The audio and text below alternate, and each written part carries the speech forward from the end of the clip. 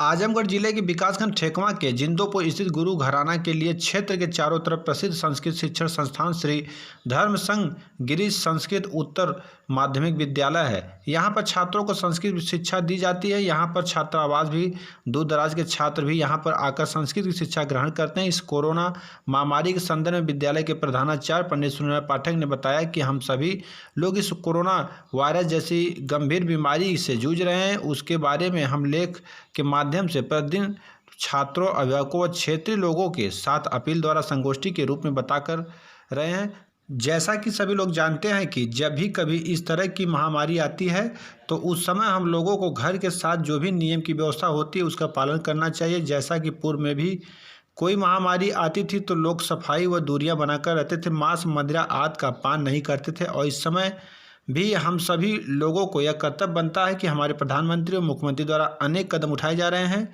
जिसका पालन कराने के लिए जिले के आला अधिकारी व जिलाधिकारी, स्वास्थ्य कर्मचारी, पुलिस अधीक्षक के साथ पुलिसकर्मी, शिक्षा विभाग, पत्रकार तथा अन्य उच्च पदस्थ अधिकारीगण कठिन परिश्रम करके अपना जान जोखिम में डालकर हम लोगों का जीवन बचा रहे हैं। हमें उनका सम्मान करना चाहिए। इस अवसर पर विद्यालय के प्रबंधक पंडित ब्रजेश नंद पांडे, प्रधानाचार्य पंडित सूर्यनारायण पाठक, अध्यापक राजमणि मिश्रा के साथ अन्य अध्यापक उपस्थित रहे।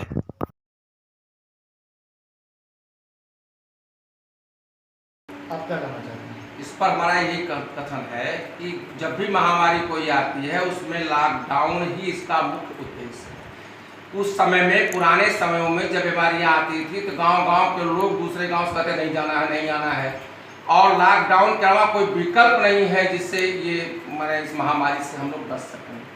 दूसरी चीज़, महामारी जब भी होती, महामारी का अर्थ होता है एक दूसरे से संक्रमण होना।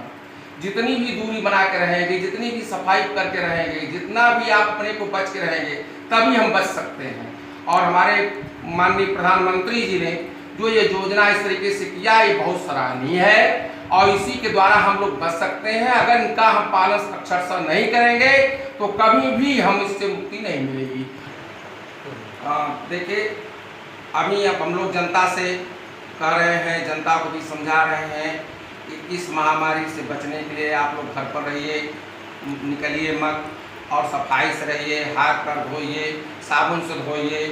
और जितना भी दिनों पर दिन ये देखिए आपके दूरदर्शन से, दूरसंचार से, मोबाइल के माध्यम से बार बार सूचना दी जा रही है, इसका आप अक्षरशः पालन करें, तभी हम इससे बच के। जब हम बाहर निकलें मास्क लगा लें, अथवा मास्क नहीं है भाई गमछा से मुख बांध लें, और बाहर बहुत आवश्यक कार्यों से आप बाहर निकलें, नहीं तो आप घर पर ही रहें, और घर पर भी रह करके एक दूसरे से दूरी बना करके ही रहें, तभी हम बच सकते हैं। संस्था चलाते हैं, संस्कृत पाठशाला चलाते हैं, तो जो सरकार का दिशा निर्देश मिला है उस पर आप किस प्रकार से उसका अनुसरण कर रहे हैं? सरकार द्वारा जो व्यवस्थाएं बनाई गई हैं, जो कार्य योजनाएं बनाई गई हैं, वो बहुत सही है। उसके अनुसार हम लोग अक्षरशः पालन करेंगे।